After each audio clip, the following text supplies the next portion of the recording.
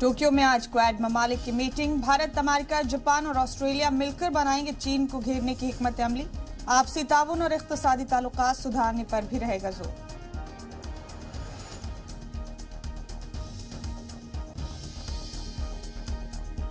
Quad ममालिक की meeting से अलग वज़ीर-ए-आज़म नरेंद्र मोदी और अमेरिकी सदर जो बाइडेन की बामी बातचीत। कई अहम मुद्दों पर होगी चर्चा। ऑस्ट्रेलिया के नए पीएम अल्बानीज से भी दो तरफा बातचीत करेंगे पीएम मोदी।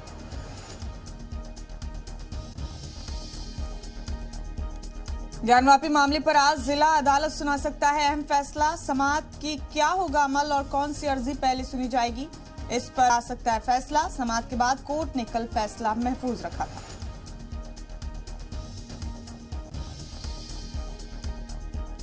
ज्ञानवापी पर लगातार जारी है सियासत। असदुद्दीन ओवैसी ने कहा, हिंदुस्तान के मुसलमानों का मुगलों से रिश्ता नहीं। बीजेपी आरएसएस मुगलों से जोड़ते हैं। मोदी की अकीदत ओवैसी से बढ़कर या बराबर।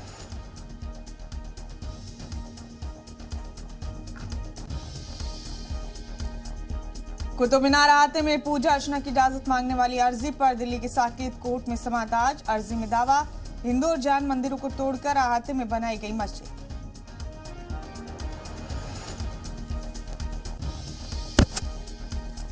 मगरबी बंगाल की वजीर आला ममता बनर्जी का मरकजी सरकार पर निशाना। कहा, फेडरल सिस्टम पर बुलडोजर चला रही है मरकजी हुकूमत। बीजेपी की हुकूमत हिटलर से भी बदतर। राज्यसभा इंतखाब के लिए आज जारी होगा नोटिफिकेशन। 10 जून को 57 राज्यसभा सीटों के लिए इंतखाब। यूपी की 11, उत्तराखंड की 1 सीट इसमें शामिल। सतना के मेहर में देवघर जैसा हादसा होते होते बचा। रोपवे इंतजामिया की लापरवाही की वजह से करीब आधे घंटे से ज्यादा वक्त तक हवा में लटके रहे कई अकीदतमंद। भारी बारिश और अकीदतमंदों की बढ़ती भीड़ की वजह से केदारनाथ यात्रा पर अगले हुक्म तक रोक। 10,000 मुसाफिरीन फंसे।